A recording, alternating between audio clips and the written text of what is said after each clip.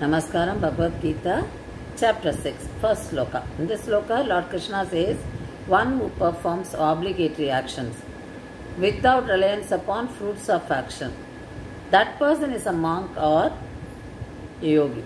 He is a monk as well as a yogi. Not one who has renounced fire or action. So he gives definition of sannyasi and yogi. The sannyasis, they do not perform the activity, ritual karma activities, and especially which involves fire. They do not touch fire. Even for cooking, they do not touch fire. That is why they go on bhiksha. They take alms. And Lord Krishna says, just giving up is not sannyasa. And he is giving definition of yogis. There are some who live only on fruits, some who live only on taking milk, some who live only on breathing, do not take anything. God says, Krishna says, the external acts of sannyasa are not enough. The one who renounces the fruits of action and offer them to God, he is a sannyasi or yogi.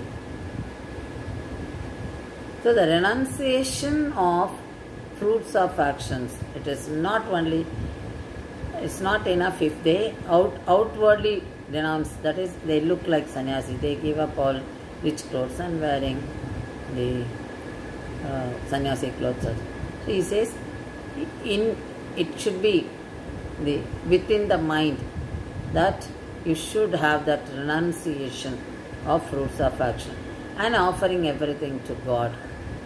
So here he explains how individual consciousness is in union with divine consciousness.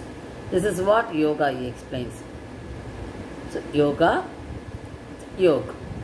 So yoga, the marga through which I can attain, I can have individual consciousness getting united with divine consciousness, that Atma Sakshatkara. So I realize Atma, through that I realize Paramatma. Atma and Paramatma together. So this is what yoga. So one who realizes it, he is absorbed in God. So he keeps God in his mind. So everything is God for him and he is detached from the material world. He is fully absorbed in God. So true yogi is also a true sannyasi. So yogi is giving up the thoughts of sense objects. He is living as a grahastha, but he is in detachment towards material world. So he is a sannyasi. And he is doing his karma without expecting the results. And he is a grahastha and doing all that. So he is a yogi. So a true yogi is also a true sannyasi. So that is what here in this chapter, first 9 slokas, Lord Krishna explains about Karma Yogi. And Karma Yoga makes the person do humble service, and there is no desire for a Karma Yogi. He doesn't have any personal desire, and he does not expect any rewards. So his desire is to please the God. So whatever he does, it should be for the pleasure of God. That is the desire. His desire is towards the God. Desire is also related to God only. So this is the knowledge we get. So he is having the knowledge, the divine knowledge. With the divine knowledge, he is doing that yoga. So here we can find the Jnana Marga, Bhakti Marga as well as Karma Marga.